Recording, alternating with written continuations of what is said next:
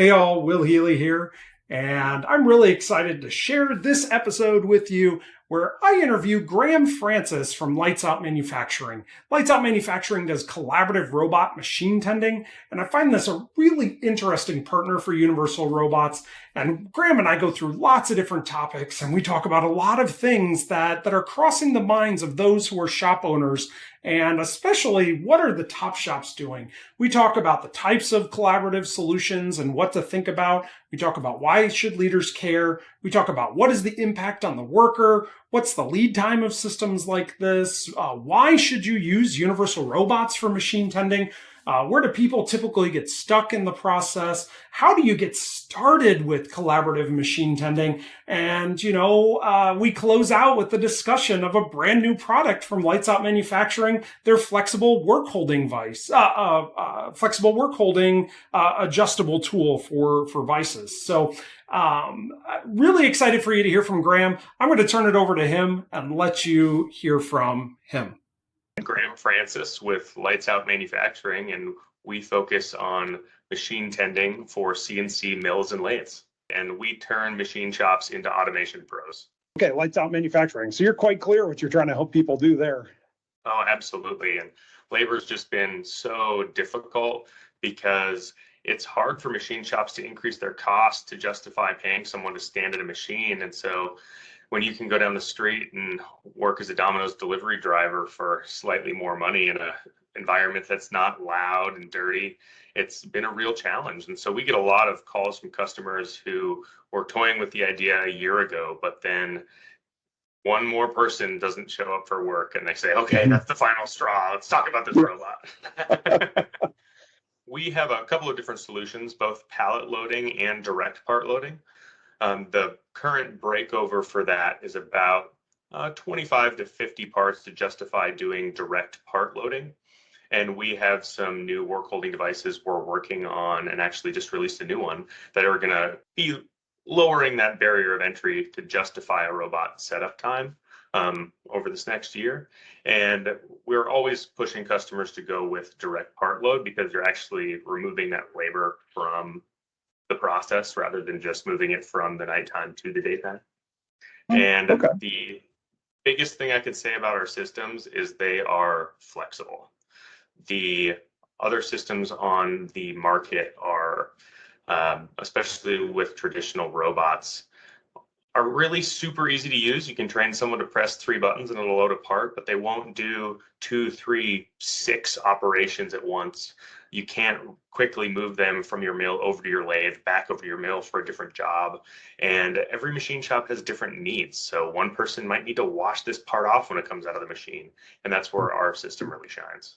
Almost every time, owner of the company knows they need to get automation because they're having employee problems. They give us a call, but they're very hesitant because they're not sure it's going to work for their needs. And understandably, nobody should have to worry about implementing a robot on their own, because even though UR robots are incredibly easy to program, that's never the difficulties the customers have. It's always associated with integration with the machine. What do they put into the program to make sure they get a reliable process? And so we give them a custom strategy to execute to make that happen, which goes beyond the robot, how we're going to solve their chip management problems, how they can get their reliability. And then their employees are always the first ones that are most hesitant because they're like, oh my gosh, they're worried about their jobs. But the reality is all of these shop owners would love to hire 10 more people. So if they can get a couple robots and still only be looking for 5 people, they're in a much better place. And then once they get their system implemented, and the first time the robot runs overnight, the entire attitude about the system, the employees, everything completely changes. And this is where I just absolutely get a kick out of it, and really the most fulfillment out of my job is this just happened yesterday with a customer in Oregon, and the employee goes, oh my gosh, I completely underestimated how much time I was spending loading those parts, and their job gets more interesting. And now they're doing quality control. They get to play with the robot. They have more time to do things that you can't automate that are truly human tasks. And even with the shop owners, they knew automation was going to help, but they had no way of actually calculating all these little, bathroom breaks, or, I got a phone call and couldn't load the machine. And so even if you have to double their cycle time, the throughput they end up getting out of a week is drastically improved. And they start calling you with like, oh my gosh, I had no idea we cut, 2/3 of the hours we used to put into this job. I didn't even know we were putting that much time into it. It's absolutely fantastic. I love it. And employee retention goes up because their jobs are more interesting, so they have an easier time finding employees. And even if they're a shop that's running 3 shifts, it's all of our ROIs are under a year, because the robot doesn't only run 3 shifts 5 days a week, it also runs Saturday and Sunday. And so it pays for itself just incredibly quickly. So honestly, the biggest factor for us is lead time of other projects we're working on.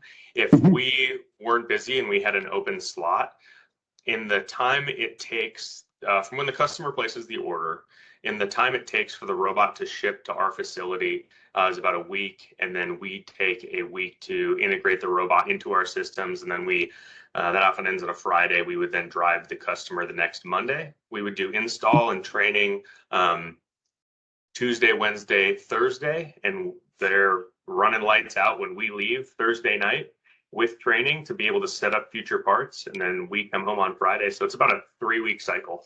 Yeah, absolutely. In my previous life as a machine tool salesman, I was so blown away by what this company was doing for my customers. That's what inspired me to call up and say, all right, I want in. What do we have to do? That's really awesome. Cool. Shop owners get so hung up on, well, how fast can I make the part, rather than how much does this part cost me to make? And he started putting in smaller vertical machines with robots in front of them. Now they have 1 employee for every 5 robots, and they're up to 17. We just shipped them their 17th here a couple days ago. And so you're getting way more efficiency out of these machines. Not only do you have more redundancy, but you're also spending less to make each part. And a lot of people look at, the cost of a fully integrated system and they go, I could do that myself. And we do a lot of robot rescues where somebody buys a robot and tries to integrate it themselves. And they're great at programming the robot because URs are so easy, but integrating all of these sensors for part verification and simple steps, like if the robot goes to load a part into a vise and there's a chip in the way, a beginning person, even though it's easy to program the robot, wouldn't know to go, oh, I couldn't reach position. Rather than stop, let's pull the part back out. Let's blow off the vise and try again. We'll do that 3 times. If that doesn't work, we'll put it in the cart and try another part, and putting in those redundancies into the program to get that reliability overnight. The first thing I have to hit on, which has already been beat to death, but it's really, I don't know if it's misunderstood, but it can't be overstated, is they need a robot champion. A lot of times they will pick a higher level management person because they know they're making this new investment, but that is the typical person that also has a very busy schedule. So when you're going through the learning curve of having your first robot, there is it's a learning curve. There's stuff that comes up where the robot might stop for some small thing that was easily preventable, and they could quick tweak or put an update to their program to make sure that doesn't happen again. But that person's busy, they're taking phone calls, and it doesn't have to be a high-level individual that's your robot champion. You just have to have someone that has an interest in it and can also make sure it's a priority to keep that robot up and running to get that efficiency, and really wants to take ownership of it. So getting a robot champion, I think, is the biggest thing.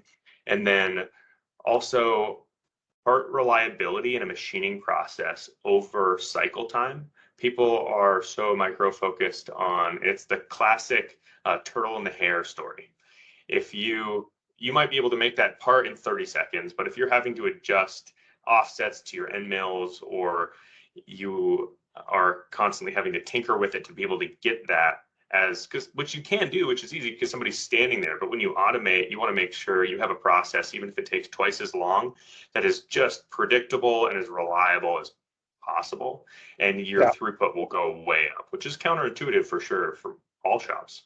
Our newest product that we just released, we haven't even put it on our website yet.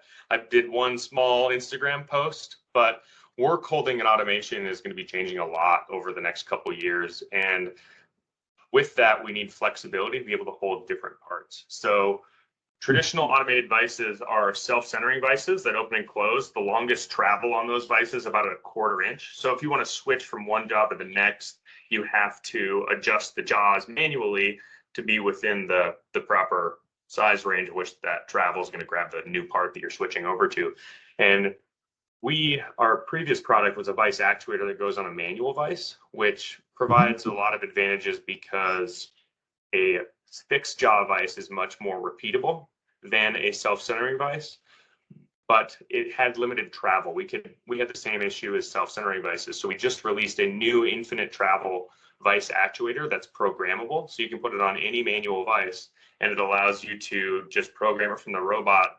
Go to 3 inches, go to 9 inches, go to a 1/2 inch. So you don't actually have to even touch the vice when you're switching between different pieces of part stock. I think that's going to help a lot of companies, and we've already generated a lot of traffic by just talking about it. And there was a lot of parts that have goofy shapes to them that previously couldn't be automated in a vice because you needed more jaw travel. Like if there was a feature on the bottom of the part, the jaw has to close over that you couldn't even do before without really custom expensive tooling. And so it's going to open up a lot of possibilities. We're really excited about it. Okay, that was incredible, right? So many great insights there. Really powerful discussion about why machine tending and why you should be considering it. If you're trying to decide what can I do next, I really recommend you download the ebook, 21 Questions Automation Salesmen Don't Want You to Ask. This comes from the folks at Lights Out Manufacturing. They've really thought through what does it take to put one of these systems in place and what kinds of challenges might you encounter and how are you going to overcome them. It's a really good book, and I'll make sure there's a link down below so that you can get that ebook. And very excited. Thank you, Graham, for sitting with me and talking with me and for your patience on the release of this video. If you want more interviews like this, check out my playlist with cobots and collaborative robots on the Will Automate channel. So until next time, ask yourself, what will I automate next?